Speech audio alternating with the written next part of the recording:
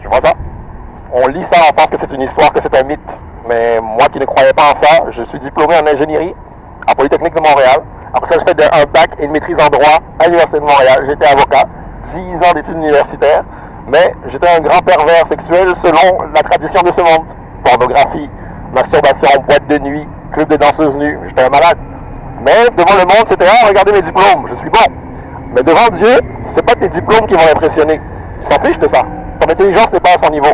Lui, ce qu'il veut, c'est que tu vives dans la sanctification. Donc il m'a transformé, il est venu me voir dans ma chambre, une grande lumière blanche, il m'a sorti de mon corps et je me suis retrouvé de l'autre côté.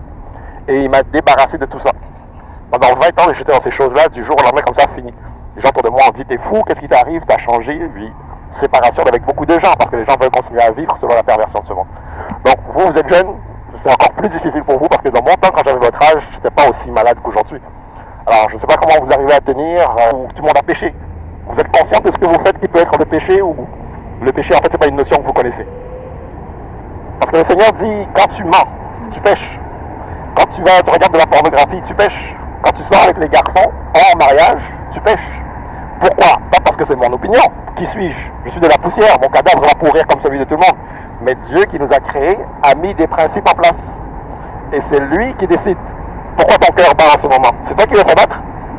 Et s'il arrête de battre, tu peux dire que recommence à battre, je veux vivre encore. Tu peux faire ça? Non. Dieu a le pouvoir sur toute chose. Donc lui t'a laissé sa parole pour que tu saches c'est quoi les commandements.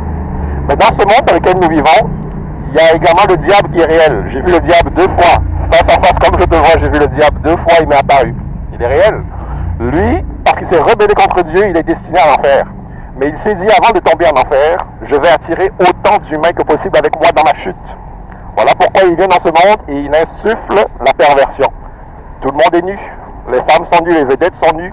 Les vedettes ont plein de copains et de copines pour influencer la jeunesse, pour qu'ils suivent là-dedans. En se disant, ben moi aussi je peux être célèbre si je vis comme ça. Alors l'amour de l'argent, l'amour de la richesse, du luxe dans la vie, c'est ça qui nous est insufflé. Et c'est après ça que je courais aussi, moi aussi.